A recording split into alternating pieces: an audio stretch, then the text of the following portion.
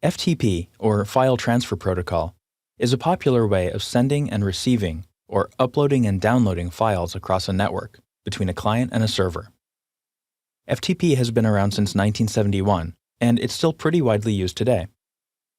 Many web hosts offer FTP servers for customers to upload and download files for their personal websites. Many companies have FTP servers which host or provide software update files, drivers, and the like. FTP servers for open source projects are common too. Many Linux distributions have a wide network of FTP sites, which they call mirrors because they all contain the same information, where installation disk images can be downloaded.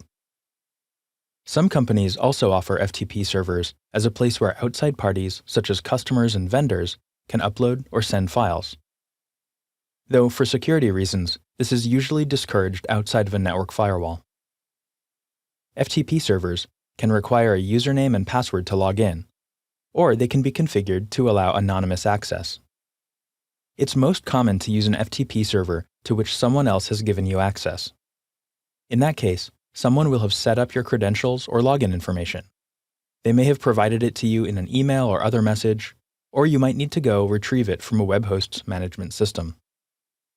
It's important to know that these credentials are sent in plain text, meaning that anyone watching traffic on the network can discover what they are. For this reason, it's usually a good idea to set up account credentials that are only used for FTP access and aren't the same as a user or administrator's regular username and password.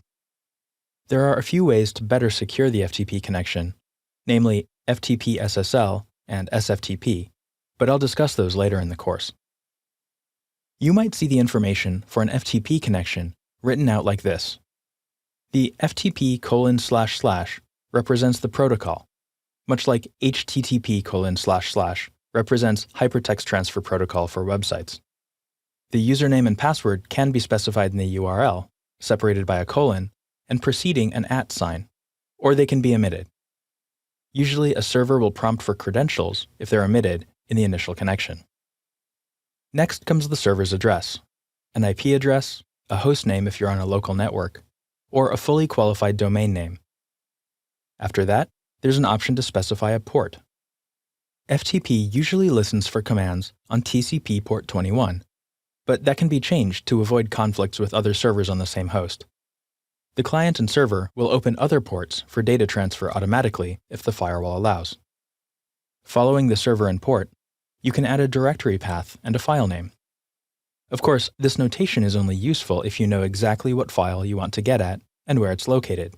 This notation behaves like a hyperlink. If you click it, usually it'll open up in a browser window. FTP also allows browsing through folders using a client application. We'll take a look at one of those later in the course. FTP was designed to send data from the server to the client in response to a request from the client, which is referred to as active mode. But with the growing popularity of NAT, or network address translation on home and business networks, this often doesn't work anymore. To get around that limitation, most of the time you'll use passive mode, where the client sets up and controls the connection instead of the server. There are also a few different modes for transferring files. The most common you'll see are text or ASCII, which sends files as ASCII characters, and binary, which treats the files as being transferred as a series of bytes.